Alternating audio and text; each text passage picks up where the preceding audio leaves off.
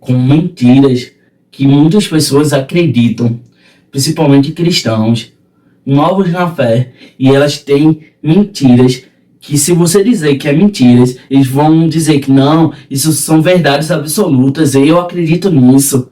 E você vai ter pessoas que já estão numa caminhada de fé, até mais longa do que a sua caminhada de fé, e não encontraram verdades. E ainda acreditam nessas mentiras. Porém, quando a gente se depara tendo uma intimidade com as Santas Escrituras, percebemos que algumas coisas que aprendemos que eram verdades absolutas, na verdade, eram mentiras que eram totalmente contrárias à palavra de Deus. E nesse exato momento eu vou falar 7 mentiras que cristãos acreditam ainda hoje. Mas antes, curta, comente e compartilhe para que Deus possa abençoar a vida de mais pessoas. Amém? Então, a primeira mentira é: se eu tiver fé suficiente, eu não vou sofrer. Você provavelmente já ouviu essa mentira. Provavelmente você já viveu em um estado onde você estava sofrendo por algo, sofrendo por um familiar. Já aconteceu comigo. Eu estava sofrendo porque uma tia minha estava no hospital sofrendo de uma doença que só um milagre poderia salvá-la. Porém, eu pedi oração, eu orei, clamei, pedi a Deus com toda a minha força para que ela saísse daquele quadro. Porém, todavia, entretanto, quando eu estava fraco na minha fé, eu queria um conselho, queria falar com alguém.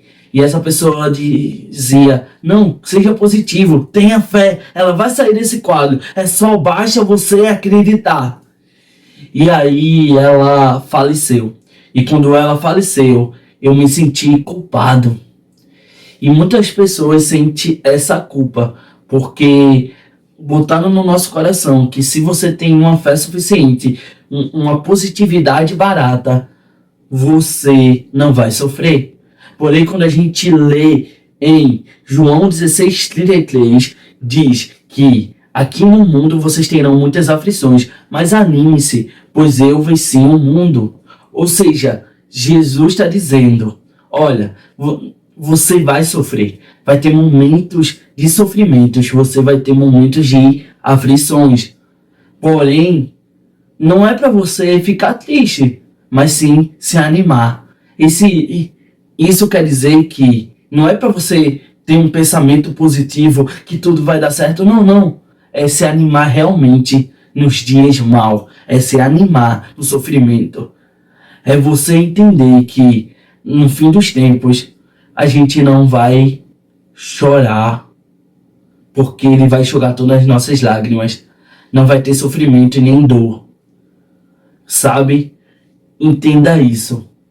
Esse momento de sofrimento, esse momento de aflição que você está passando agora, é o único momento da sua vida que você pode se animar pela presença de Jesus e adorar no seu sofrimento. É nesse momento de dor. Porque nem os anjos podem adorar em sofrimentos, porque eles estão no céu. Lá não tem sofrimento. Mas você, no seu sofrimento, você pode adorar a Deus, mesmo nos dias maus. A segunda mentira, porém, essa mentira eu vejo muito, principalmente em pessoas mais velhas, infelizmente, que é: Deus só me ama quando eu acerto. Vê só, às vezes a gente foi levado a acreditar que Deus, Ele é aquele cara que está lá no céu, e Ele é um cara malvado, e que você precisa viver nas regras que Ele colocou, porque se você não viver naquelas regras, você vai ser odiado por Ele, e Ele vai fazer você sofrer. E na verdade, você não vai ser amado por ele. E aí você coloca no seu coração que quanto mais você acerta, quanto mais você ora, quanto mais você jejua, quanto mais você procura fazer as obras de Deus, mais Deus vai te amar. E aí você começa a ter ansiedade, você começa a sofrer. Você começa a sofrer porque você quer ser perfeito em tudo, entende? E aí você quer agir, você quer viver uma vida aonde você precisa acertar, porque senão Deus não vai te amar, porque no seu coração você colocou que para você ser amado, você precisa ser útil, você precisa acertar com Deus. Porém, quando a gente lê em Romanos 5,8 diz: mas Deus nos mostrou seu grande amor ao enviar Cristo para morrer por nós, quando ainda éramos pecadores. Ou seja, Deus envia Jesus quando a gente ainda era pecador. Ou seja, sabe, muitos pregadores já falaram assim: olha, Jesus morreu na cruz porque no futuro ele olhou essa igreja maravilhosa, você adorando, você orando, você jejuando, você no seu melhor dia. Só que está totalmente errado, porque nesse texto nos ensina que Jesus foi enviado quando a gente ainda era pecador. Ou seja, no momento em que você mais errou com Deus, no momento em que você estava tomado pelos seus pecados, onde você estava blasfemando com seu respirar, porque você estava pecando muito, você estava na lama do pecado. Naquele momento, Deus olhou para você e te amou. O Pai te amou sem você precisar fazer nada. No seu momento em que você estava em pecado, Ele te amou. Não quer dizer que você não deva procurar santidade. Na verdade, você deve procurar santidade, mas com gratidão por esse amor. Entende? Terceira mentira: ser salvo depende do que eu faço. Vê, igual a segunda mentira, criou-se na igreja brasileira um legalismo. O que é legalismo? É você viver a partir de leis. E se você cumprir todas essas leis, você tem o direito de ser salvo. Porém, todavia, entretanto, você não consegue conquistar a sua salvação. Você ganha a sua salvação por meio da graça de Deus. Entenda isso. Você não é salvo porque você deixou de pecar, porque você está cumprindo os mandamentos. Não, não. Você só é salvo pela graça. Você só é salvo por Jesus. Sabe? Em Efésios 2, do 8 ao 9, diz: vocês são salvos pela graça por meio da fé.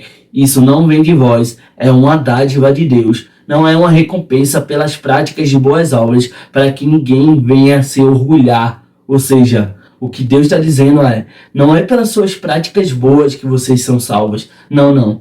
Isso vem de mim. O ato é meu de te salvar. Ou seja, é como até eu falei no início do vídeo, porque a gente tem um costume de dizer que aceitou Jesus, mas na verdade foi Jesus que nos aceitou.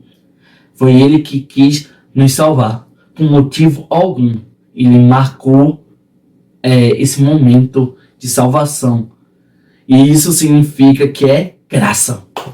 Graça é um favor imerecido. Você não mereceu ser salvo. Mesmo vivendo uma vida de práticas boas, mesmo vivendo os mandamentos, você não merecia ser salvo. Então, tire essa mentira que você pode conquistar sua salvação quando você parar de pecar, quando você parar de pensar que são as suas ações que te levam aos céus. Mas não é isso. A graça é para mostrar verdadeiramente o que Deus te ama, apesar de você, apesar de nós. Quarta mentira: a vida cristã é só bênção e vitória. Sabe, talvez você já escutou uma canção que eu digo que é a mais mentirosa de todas. Essa canção diz: é só vitória, é só vitória, é só vitória. Sabe? Essa música retrata uma mentira que muitos acreditam, que para você viver o cristianismo, você vai viver uma vida só de bênção, só de vitória e ir atrás de vitória. Porém, tem momentos em que você, como eu já falei no início do vídeo, você vai sofrer. Vai ter momentos em que você vai viver sofrimentos, que você não vai ter... como é que eu posso dizer? Que você não vai vencer todas as coisas e você vai até perder, sabe? E Deus vai usar a sua perca vai usar a tua perca para te ensinar algo importante. Ou a tua perda, eu não sei se é perda ou perca, me perdoe, eu deveria ter procurado. Sabe, a gente encontra isso em Lucas 9:23. Se alguém quer ser meu seguidor, negue a si mesmo e tome sua cruz de cada dia e siga-me. Ou seja, Jesus está dizendo que uma vida com Ele é negar você mesmo todos os dias. É você negar até as suas vontades e as suas vitórias e os seus desejos. Não é só bênção, mas sim é tomar a cruz, é sofrer por Ele, é padecer por Ele. Entende? Isso é a verdade do Evangelho. É você entender que até o seu sofrimento, até as suas derrotas tem sentido. E esse sentido é você ser mais parecido com Jesus. Amém? Quinta mentira: eu posso viver sem congregar, só com minha fé particular. Veja só, essa mentira é uma mentira atrelada a muitas pessoas que a gente chama de desigrejadas. Essas pessoas acreditam que pode viver uma vida sem igreja, uma vida sem uma comunidade cristã, uma vida onde ela não vai ter lideranças para ela se submeter, que na verdade ela pode viver uma vida desgarrada da igreja, uma vida desgarrada de uma comunidade, viver um evangelho online, assistir pregações, sei lá, de um pregador e assim, porque eu sou a igreja. E na verdade você não é a igreja, na verdade você é uma pedra viva. Isso está lá em Efésios, se eu não me engano no capítulo 2, ou é no 1. Mas está lá em Efésios, é porque eu esqueci onde estava, mas está lá, dizendo que você é uma pedra viva e você precisa de outras pedras vivas para construir a comunidade, que é a igreja. Você sozinho não é a igreja, você precisa congregar, você precisa. Mas Robson, eu fui machucado pela igreja, eu sofri pela igreja, me machucaram, me deixaram doente. Eu peço perdão pela igreja, porém pessoas falham, mas você deixar de viver a comunidade é deixar de viver o corpo de Cristo.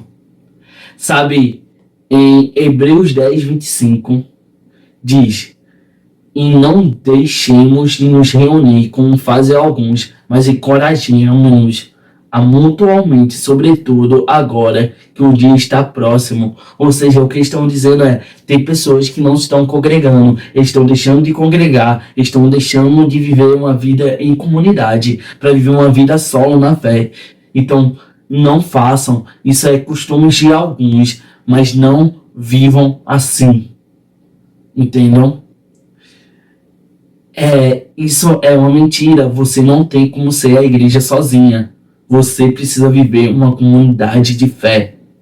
Amém? Seja mentira.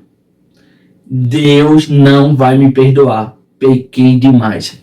Cara, o quanto eu escuto isso de pessoas que entendem no seu coração que pecou tanto, já fez muitas maldades, já matou, já se drogou, já fez um pecado atrás do outro e tá pecando e ele tá dizendo, não, não, Deus não vai me perdoar. Olha pessoas que eu matei, olha as coisas que eu fiz, olha as coisas terríveis que eu fiz.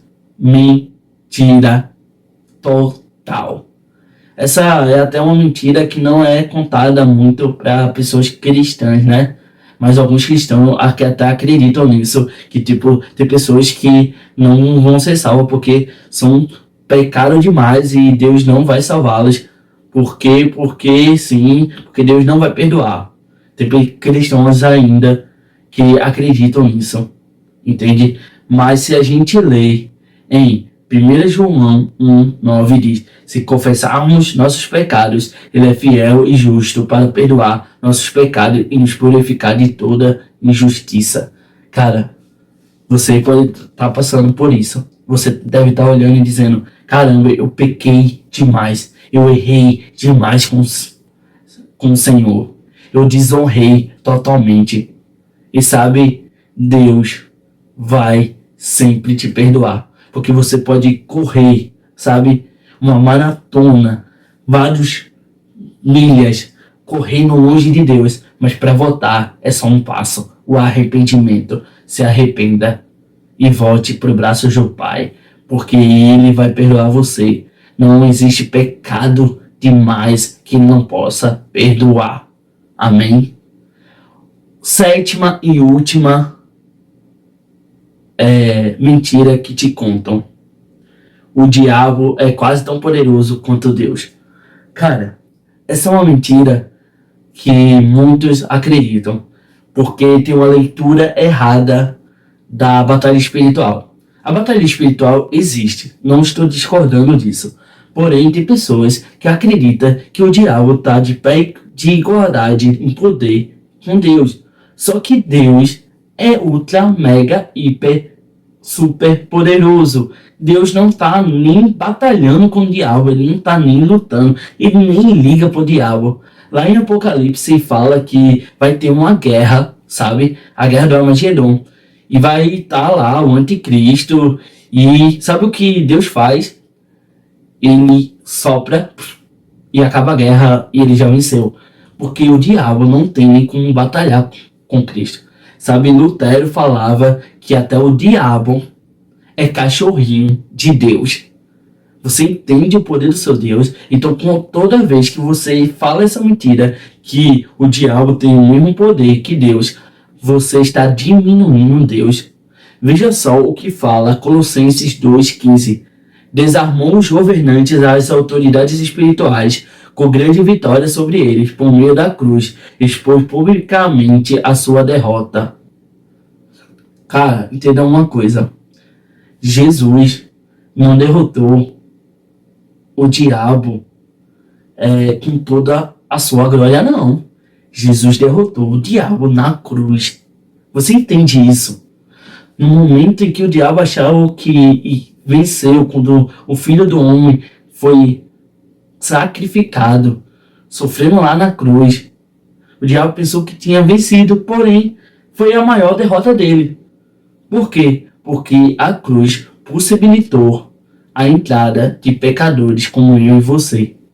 E aí a morte teve que levar um homem que não tinha pecado nenhum. Ou seja, Jesus toma a chave da morte, toma a chave do inferno. Por quê? Porque Jesus é maior do que o diabo. Deus não está batalhando com o diabo. Quer ficar longe do diabo? Começa a ter intimidade com Deus. Tão profunda, boy. Porque quando você está perto de Jesus, Jesus vira repelente de capeta. É sério. Entenda isso. Mas, Robson, o capeta pode tocar no cristão como já tocou, porque eu li Jó? Pode. Mas como eu falei, mas ele pode tocar, ele pode fazer o que for. Porém, todavia, entretanto, tem um significado maior. Deus estava no controle naquilo que Jó estava sofrendo, naquilo que Jó estava padecendo. Ou seja, O diabo pode até te tocar, pode te tentar, pode bater, tentar coisa, mas ele primeiro tem que pedir permissão a Deus, entende? E quando Deus permite, é para ensinar algo a gente. Amém?